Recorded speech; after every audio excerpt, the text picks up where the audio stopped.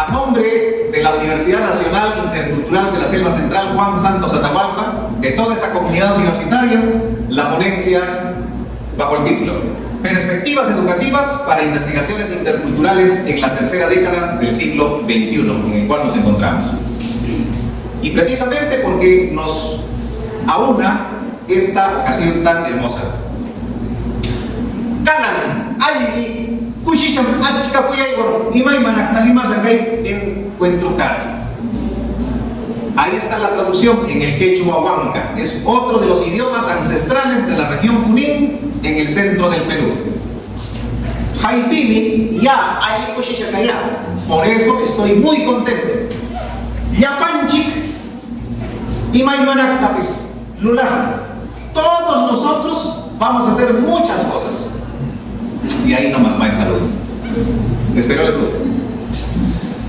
Bueno, hacemos historia también. Y ojo que la historia, más allá de lo que puedan conceptualizarla, definirla muchos entendidos, muchos estudiosos, pues es algo sencillo. La historia es, como están viendo.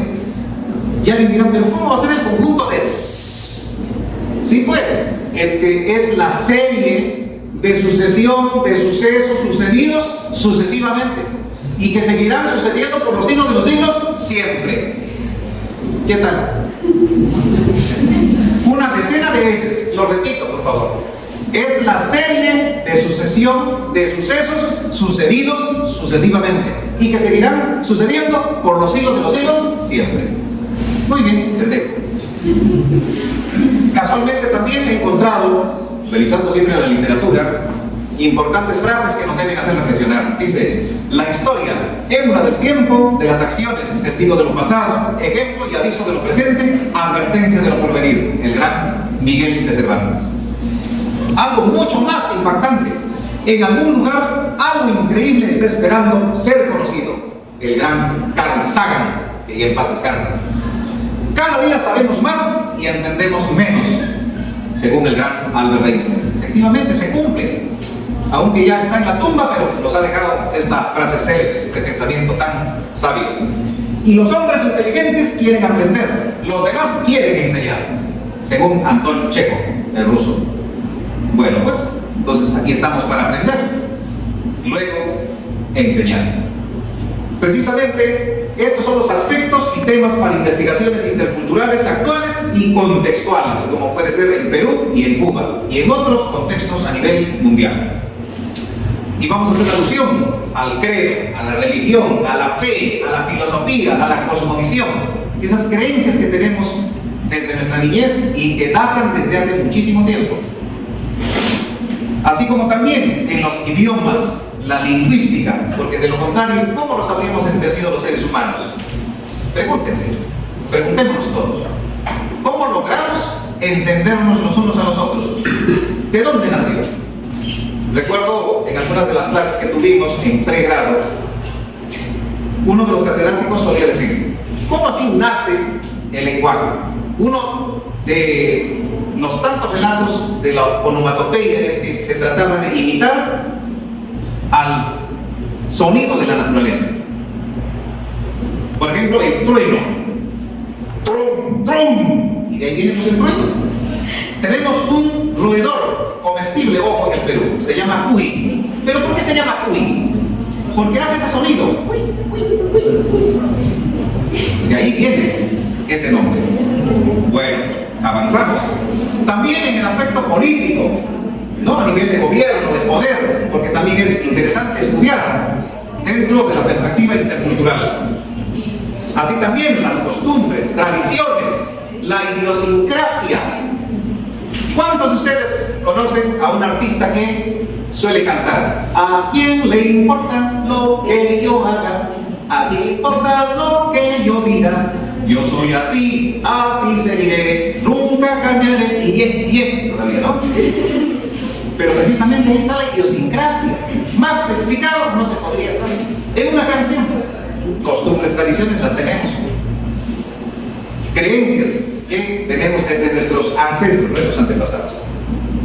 Bueno, a nivel de toda la sociedad, de la geopolítica que está viviendo el mundo, esto que se tiene, por ejemplo, en el Asia, en Europa, el enfrentamiento de Rusia con toda la OTAN o el vecino del norte que Cuba tiene, por ejemplo, ¿no? Que desde hace varias décadas mantiene este bloqueo injusto para quienes somos entendidos y para quienes hemos analizado perfectamente la política y la geopolítica. También puede ser motivo de estudios. Otro aspecto importante es la economía, el territorio, la soberanía, porque compromete mucho más de la frontera de cada país, de todo ese territorio que concentran departamentos, regiones, provincias, distritos, anexos, caseríos, o lo que fuere. Todo esto permite conocer mucho más en amplitud la realidad de un país, de una región o de una localidad particularmente, como es, por ejemplo, esta provincia de Matanzas. Nombre muy particular que llamaría la atención y haría huir también a cualquiera, pero tiene un largo historial durante la Revolución Cubana de 1959 a 1962. De seguro que se recuerda, ¿no?, al tal Fulgencio Batista, un personaje nefasto, por supuesto, que favorecía los intereses norteamericanos nada más, pero poco se recordaba de la necesidad del pueblo, cuando tenía que haberse comprometido más con su patria, con esa soberanía para defender la capa y espada y adentrarse a esas necesidades para dar muchísimas más posibilidades. Otro tanto son los recursos energéticos, los minerales, que hoy está en boga en el mundo. Se habla de las tierras raras, por ejemplo, para la alta tecnología, de los microchips. Ahí está Taiwán, por ejemplo, ¿no? La China, que lidera en el mundo. Las tierras raras las tenemos en el Perú, en abundancia, pero a veces una crítica muy saludable que podemos hacer es que los gobiernos no se interesan en explotarlas, solamente venderlas como materia prima, cuando quisiéramos que la academia y la universidad puedan interesarse en los estudios para que se pueda afianzar mucho más y podamos obtener más ganancias también. La sincronía y diacronía, que son dos aspectos primordiales para poder hacer estudios de diversa índole. Hay estudios diacrónicos y sincrónicos. La educación, ni qué decir, trascendental realmente, ¿no? La cultura, la calidad, cultura, que significa en pocas palabras toda creación humana, ya sea en lo material y en lo inmaterial o espiritual. Lo inmaterial, la fe, algo que no se ve, no se puede coger, la filosofía, los pensamientos, reflexiones, y lo material sí, ¿no? Por ejemplo, tallados, escultura, arquitectura, escritura, etc. Ciencia y tecnología, lo cual nos va a posibilitar los avances que merecemos, que necesitamos afianzar mucho más en nuestras sociedades.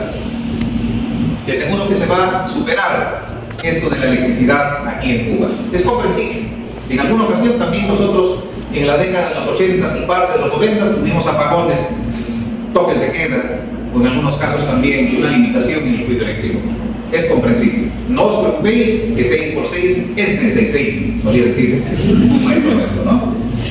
Tenemos la presentación de la línea de tiempo en la historia peruana, la historia de la cultura peruana.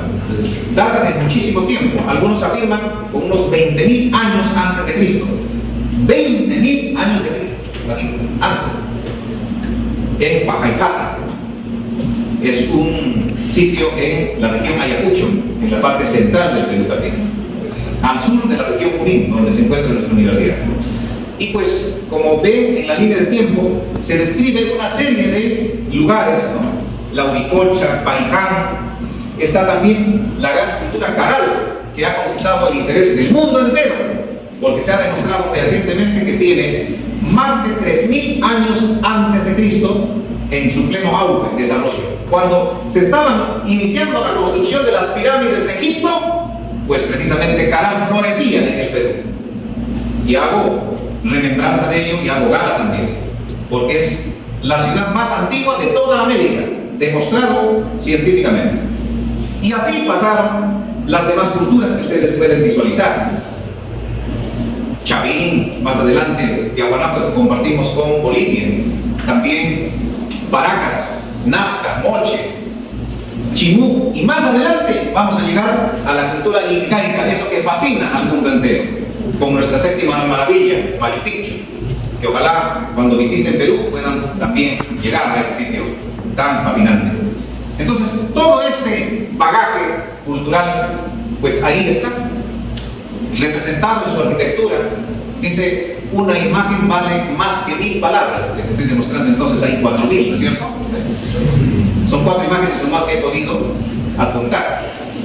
Bueno, Caral está al norte de Lima y es un lugar, mejor tendría que estar para que ustedes lo digan, pero yo particularmente, la primera vez que estuve hace más o menos 12 años, me quedé fascinado, anonadado, taciturno, impresionado realmente quedé. ¿Cómo es que mis ancestros, mis antepasados construyeron esto y aquí están técnicos? ¡Qué inteligentes! Bueno, en la parte derecha están también los restos de la cultura chachapoyas en la Amazonía. Una cultura que fue dominada por los incas, por supuesto, pero que nos ha dejado un legado, pero muy importante para poder entender ese nexo que había entre la Amazonía y la parte andina, la cadena de los Andes, la cadena más larga de la Tierra, ¿no?, que parte de Venezuela y Colombia y termina en Chile y Argentina. Debajo de la parte izquierda está una de las figuras de las líneas de Nazca, famosísimas en el mundo, lo cual enaltece al Perú. Científicos de todo el planeta han podido llegar en distintas décadas y aún sigue en investigación, lo cual aúna también a los pueblos del mundo para poder comprender qué mensaje nos dejaron los antepasados. Y enfrente, la parte derecha inferior, está pues nuestra maravilla del mundo, Machu Picchu. Un legado arquitectónico muy importante que también nos permite reflexionar sobre cómo podía aprovecharse el recurso piedra. Y aquí quisiera enfatizar lo siguiente: cómo quisiera responderle a todos esos que afirman en la Europa, porque nuestra cultura es europeizada y la línea del tiempo que describe edad antigua, media, moderna y contemporánea es simplemente una cuestión europeizada. Yo quisiera decirle desde aquí, por ejemplo, y los retaría a esos académicos que dicen que nosotros fuimos una cultura ágrafa, es decir, sin escritura. Utilicemos solamente la lógica, por favor. En varias conferencias y en diferentes países he manifestado esto como reto, y ojalá que me acepten el reto. ¿Puede alguien imaginar por lógica que si yo a ustedes, por ejemplo, los convoco, como esta mañana, y les pueda decir, hagamos un palacio, construyamos un puente, hagamos tal templo, y ustedes me obedecen, ya vamos entusiastamente, y lo hacemos así de fácil? No, por favor, tiene que haber diseño, cálculo, trazos, etc. Entonces debió haber existido escritura. Pero ojo, ¿qué pasó con esa escritura? Pues la borraron, la desaparecieron. Hubo un periodo largo de extirpación de idolatrías en el Perú, lo cual permitió que se borrara realmente de la historia ese legado que hoy nos había enaltecido. Mucho más habíamos comprendido el desarrollo incaico, como sí lo podemos rescatar enfrente, por ejemplo, de nuestros hermanos mexicanos, con la cultura maya, azteca, que aún permite esa iconografía, por ejemplo, etc. Entonces, entendamos de la literatura, de la reducción de la literatura, del marco teórico, ¿no?, la interculturalidad, concepto que denota una situación más activa de las culturas, en la que se refleja de manera dinámica la pluriculturalidad en interacción. Por supuesto, ahora mismo estamos aquí de varias culturas, y qué bonito, es algo enriquecedor, cada quien con lo suyo, y compartiéndola a cada instante, en nuestros tratos, en nuestras interrelaciones, en las coordinaciones, ya de repente en una preparación de algún plato típico o muy peculiar del día a día, en la forma de cómo hablamos, los acentos, ya lo decía Chayanne, fiesta, en América, ¿no es cierto? Acentos diferentes, pero un solo corazón, claro. Desde el punto de vista sociopolítico, la interculturalidad es un proyecto de revalorización de las culturas que tiende a desarrollar una nueva síntesis cultural. De ese crisol de razas que ya existía, de ese crisol de tipos humanos que se tenía en América, ojo, América precolombina, antes de la llegada de este señor Cristóbal Colón, antes de que los hispanos pudieran llegar, antes que los portugueses pudieran llegar, antes que los holandeses, ingleses, franceses, entre otros. Pues aquí en el continente americano ya había una cantidad de etnias diferentes que también convivían de manera hermanada. Los caribes, por ejemplo, en particular, y parte de los caribes han habitado esta bellísima isla de Cuba, que tiene la forma de un caimán. Interculturalidad es interacción de diferentes culturas entre sí, frente a la realidad costeña, andina y amazónica de nuestro Perú en particularidad. ¿Y qué diríamos, por ejemplo, de Cuba? Está rodeada de mar, de esplendorosas playas, de un clima tropical, propiamente de esta parte de la Tierra, en pleno océano Atlántico, y mucho más. Es la conducta cultural de las personas o de grupos humanos para desenvolverse en contextos de interrelación de culturas en situaciones de multiculturalidad. Por supuesto que sí. Entonces la interculturalidad nos permite afianzar mucho más esos lazos. Y miren los rostros, por favor. Diferenciémonos. Ahora mismo somos de todos los colores y de todas las formas y calidad personal, por supuesto, más allá de lo superficial que nos podamos ver. Podemos ser blanquiñosos, trigueños, morenos, lo que fuere. Pero ¿qué cosa manda? ¿Qué cosa importa? ¿Qué trasciende? Nuestra calidad en la forma de ser, la amabilidad, la cortesía, aquello que nos resalta como seres humanos, la bondad, la filantropía, el altruismo propiamente. Esa capacidad de transformar una realidad en bienestar para poder disfrutar de la vida. Si no, ¿de qué filosofía se puede hablar? Entonces, toda esta realidad la tenemos en Perú, por ejemplo, mis queridos hermanos cubanos. Y en definitiva, están protegidos por la Constitución Política del Perú, aunque muchas veces no se cumple, porque también se habla de injusticia. Y ustedes no creo que no estén enterados de lo que está pasando en el Perú. Hace poco nomás ha habido un cambio en lo político. Mejor ni hablar. Espacios donde se desarrolla. Por supuesto, comencemos por la familia, que es el núcleo principal, primordial de toda sociedad en el planeta.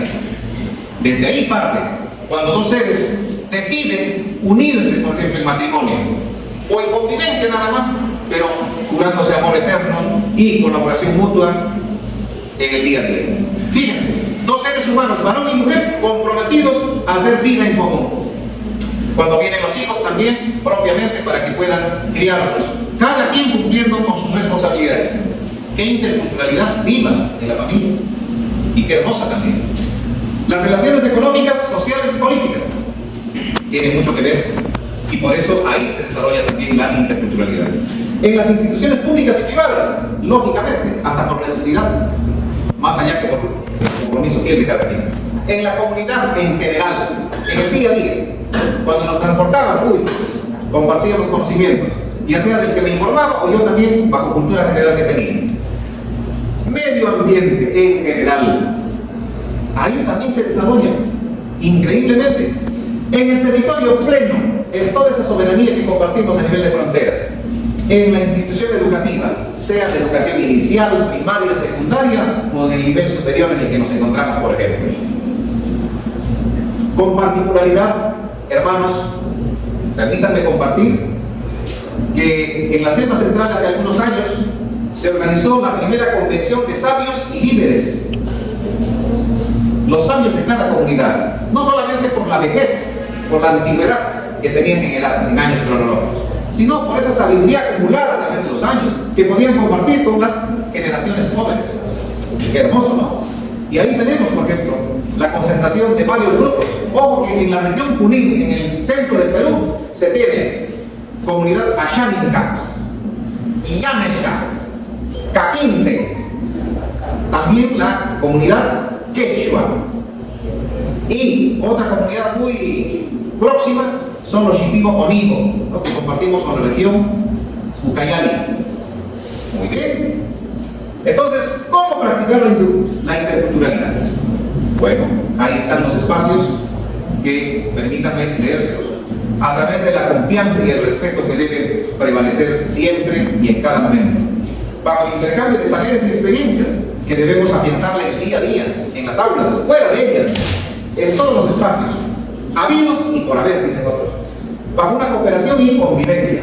Bajo un consenso desde las diferencias, si puede ser, Algunos podemos tener un lenguaje fluido, otros no, otros más pausados, otros más reflexivos, otros más sentimentales, más emotivos, pero todos al final contribuimos. Bajo un aprendizaje mutuo, claro que sí, esa simbiosis. Ustedes aprenden de nosotros, nosotros aprendemos de ustedes. Esa simbiosis tiene que darse siempre. Bajo una convivencia social propiamente. Nuevamente enaltezco, bajo un respeto, bajo una consideración, bajo una amabilidad completa. Bajo un diálogo y debate también. Dialogar, debatir, consensuar. Serían las claves, ¿no? Bajo una comunicación afectiva. Afecto, porque el ser humano no se puede pelear, no se puede enemistar. Estamos aquí para compartir y no ser misántropos, no alejarnos, no tener una especie de autismo social, y bajo un reconocimiento mutuo, valorarnos los unos a los otros, tener en consideración esa importancia, esa prevalecencia como personas, como seres humanos. También hay un compartir que a menudo se promueve a través del Ministerio de Educación, el Ministerio de Cultura. Anualmente se concentra también a expertos, a personas traductores de diferentes idiomas a nivel nacional que afianza esta interculturalidad y puede coadyuvar a las investigaciones propiamente en lo educativo principalmente, ¿no? Y en lo cultural también. Ahora hablemos de la intromisión y del mestizaje propiamente que ya todos compartimos. Por eso estamos hablando el español, otros le llaman el castellano, el hispano. Bueno, pues ahí está. He podido averiguar para poder organizar esquemáticamente de dónde venimos. Y en efecto, todo parte pues más o menos de los años 1492 en adelante, ¿no? En el que Isabel de Castilla y Fernando de Aragón unen sus lazos matrimoniales por estrategia para combatir contra los moros musulmanes en la península ibérica que estaban a punto de desaparecer. Y luego, bueno, pues ya viene la cuestión de herencia, ¿no? Y ahí tenemos, por ejemplo, a la única hija que tuvieron, Juana la Loca, así se llamaba, no es porque era loca, sino era un sobrenombre, que es casada con Felipe el Hermoso, que venía de los Habsburgo y de Borgoña. De pronto que esto no se ha afianzado, mi querido público, pero es bueno mencionarlo. Eran casas, familias poderosísimas, ¿no?, que unieron por intereses políticos y económicos a los hijos para que pudieran tenerse y mantenerse el poder en aquel entonces. Bueno, así los casaron y así tuvieron.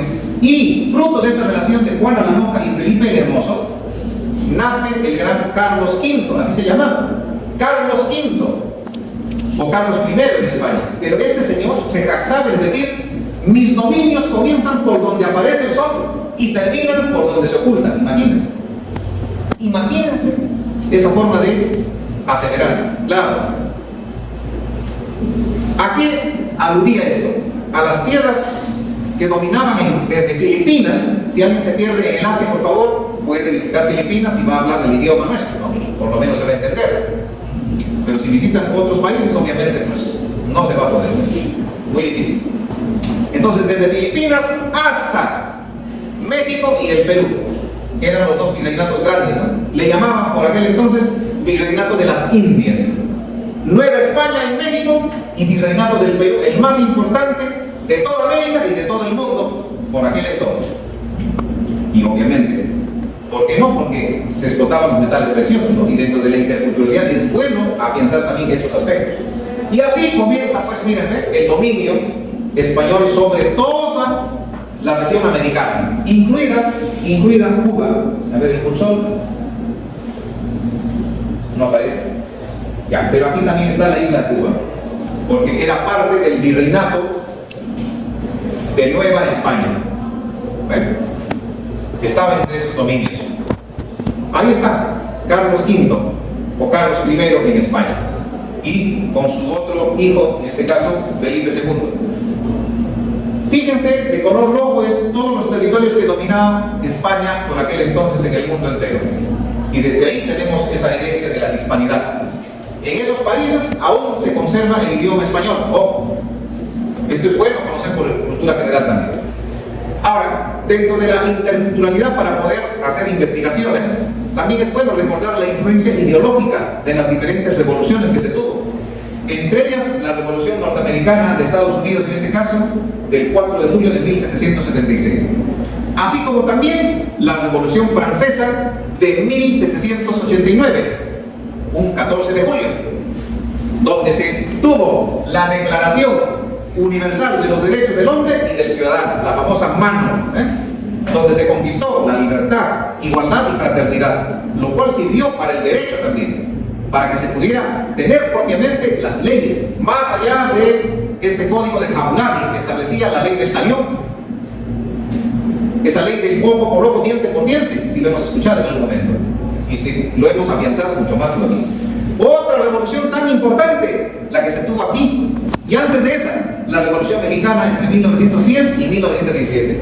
Pero hagamos alusión a lo que pasó con este país, Cuba, entre 1959 y 1962. Se conquistó mediante la Revolución Cubana y esto influyó a gran parte de Latinoamérica. Muchos países quisieron también lograr esa independencia. Por eso hubieron muchísimos movimientos revolucionarios, ya sea en Argentina, en el Perú mismo, con los movimientos de izquierda revolucionarios, como son unidos. Bueno, esto lo sé por cultura general y por especialidad. Sigamos. Y quiero que conozcan ahora parte de la gran interculturalidad que vive el Perú, lo cual les puede interesar también. Así comenzó el territorio autóctono de nuestro Perú hasta el siglo XVI, hermanos cubanos. Miren, la gran civilización incaica tuvo este enorme territorio que agrupaba 6 países: Colombia, Ecuador, Perú, Bolivia, Argentina y Chile. Así, en todos esos territorios actualmente existe arquitectura, un legado incluso idiomático, lingüístico. Y así, en la parte derecha están viendo esta parte cuando ya hubo intromisión, cuando ya hubo este proceso de invasión, conquista española y el coloniaje propiamente, ¿no? A través del virreinato. Fue transformándose el territorio a tal punto que llegamos a tener, miren, en la parte izquierda podrán ver los 2 virreinatos que existían: virreinato de Nueva España y virreinato del Perú, la parte de verde. Y luego toda Sudamérica prácticamente era el virreinato del Perú, como para poder estudiar lo que fue y lo que es actualmente. ¿Y qué rezagos o qué perspectivas se tuvo desde aquel entonces a la fecha? Podemos hacer también estudios lingüísticos, de costumbres, tradiciones que aún perviven a través de los siglos, más allá del compartir idiomático, más allá del bilingüismo, o más allá de lo que pueda sonar la cultura propiamente. Entonces los años que datan, ahí están, de máxima expansión, pero fíjense, como dice también la afirmación de muchos académicos, un imperio puede ser poderoso, pero también tiene una decadencia y una desaparición. Ya lo vemos en la historia. Hemos tenido diferentes imperios. Uno de ellos, el Imperio Romano, por ejemplo, abarcó enormes territorios de Europa, parte de Asia y de todo el norte de África. Pero luego, aquí simplemente llegó al país llamado Italia, la península itálica, la boca de Europa, nada más. Pero sí, el legado quedó en diferentes países, ¿no? Hoy queda muchísima arquitectura en diferentes países. Bueno, y así fue teniéndose la distribución. Miren los cambios. Quisiera que sean bien observadores, estimados amigos, hermanos. ¿Cómo fue transformándose la cuestión territorial? Esto es lo que muchas veces afianzo en los países que he podido visitar y les digo, todos somos hermanos, en algún momento fueron peruanos todos. Hoy tienen distinto emblema, distinto color de bandera, pero todos tienen la misma historia. Nacimos de un solo territorio y compartimos también esa misma historia. Al lado derecho ya tenemos un virreinato del Perú que, a través de todo su cambio político, sobre todo de explotación, porque hubo bastante explotación, discriminación, marginación, lo cual no debería tenerse. Estamos en contra y rotundamente nuestro reclamo para que se respeten los derechos humanos, aquí y donde sea.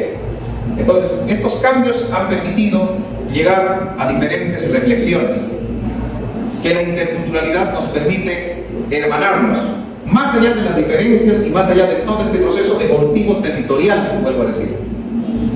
En algunos casos podrán enaltecer, en algunos casos podrán aplaudir, podrán decir, sí, efectivamente, fuimos parte de, y ahora somos ya fuera de.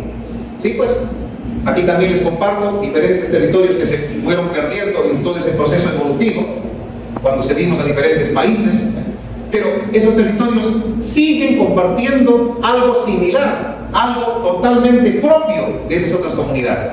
Es como que actualmente Cuba también fuera dividida, pero las costumbres y tradiciones van a pervivir, se van a seguir compartiendo.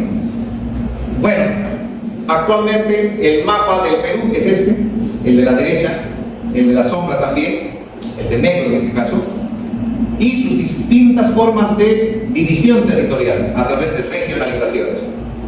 Yo les comparto, se los dejo esta ponencia por favor para que conozcan parte de la historia de la cultura del Perú. Y desde el 2002 se tiene un proceso de regionalización. Ya nosotros hemos dejado de mencionar departamentos.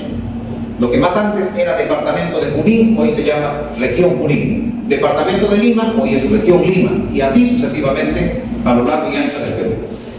Se tiene también una realidad pluricultural, multilingüe y multiétnica a través de las danzas, ¿no? Está programado en las actividades el día viernes y hay una sorpresa muy bonita para compartir, por favor. Espero que la aprecien.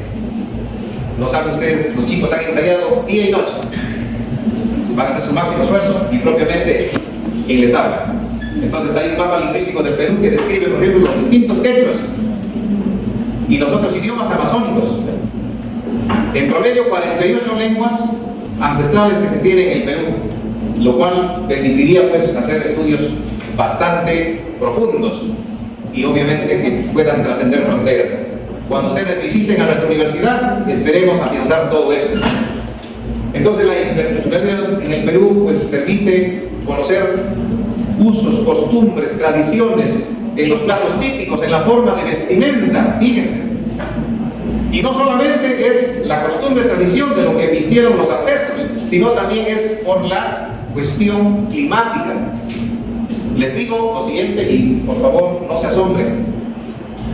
Hace muchos años, hace exactamente 8 años, visité una comunidad que se llama la comunidad Bora en la Amazonía, en la región Loreto. Las señoritas, las damas y aún las adultas, pues todas lucían, por ejemplo, el pecho descubierto. Y no es que eran nudistas, no es que querían mostrar algo llamativo, ni nada. Era por el calor y las costumbres propiamente de esa comunidad. Y los varones, obviamente, también solamente tapados en la parte genital. Pero es que el calor que hace es irresistible para que se pueda poner uno una prenda, ya sea una kushma. La kushma es un enterizo que los cubre. Y luego ya con sus flechas y otros instrumentos para que puedan pescar, cazar, atrapar animales, ¿no? O recolectar también algunos frutos. Entonces hay todavía comunidades en la Amazonía que practican algo de siglos y hasta milenios. Y es algo muy bonito porque conocen las propiedades de raíces, tallos, hojas, frutos, que hoy previenen enfermedades y hasta curan. Construcciones que hoy nos permiten revalorar lo que hicieron nuestros ancestros. En la región Junín existe parte de la arquitectura de la cultura huanca, de la cual yo procedo. Me siento muy orgulloso de representar. Una de las danzas también bastante antiguas es el que describe en la parte central superior. Se llama la guaconada, por el atuendo bastante pesado y también que es un ropaje muy grueso, porque es una frazada que se cubre. Es que bajo este clima de alguna manera pues dijimos por esta ocasión no, será para la próxima, ¿no?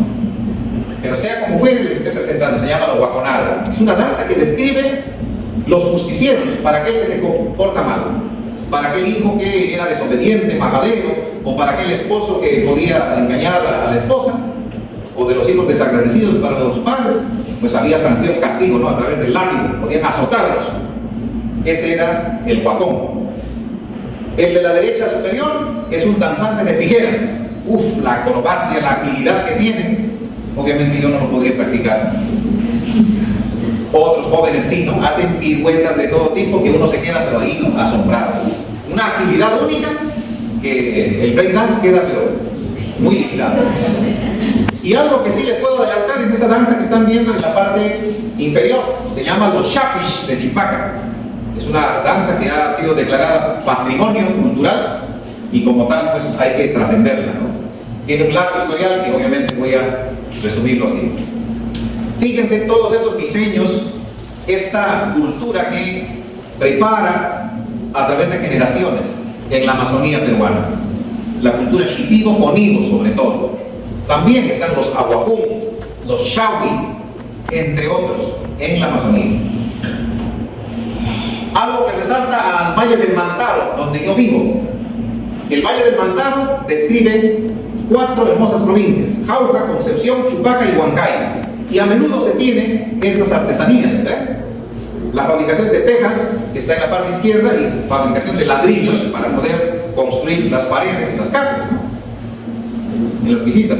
Y me olvidaba, los tallados. Fíjense, estoy ahí con un grupo de estudiantes en un proyecto cuando visitamos a un buen amigo en el distrito de Molinos, en la provincia de Jauja. Tallados en madera. ¿Y acaso cualquier madera, cualquier árbol? No, era el aliso, una especie muy especial. Muy bien, interesante. Entonces, ahora con la parte culinaria, permítanme hacerles antojar, ¿no? En la parte amazónica del Perú se tiene el famoso Juane. Claro, Juane, pero allá tienen algo muy peculiar en la pronunciación y dicen Juane, el Juane. El Juane, allá le dicen Juane. Bueno, es delicioso, una presa de gallina, ¿no? Y envuelta con arroz, con el huevo y la aceituna.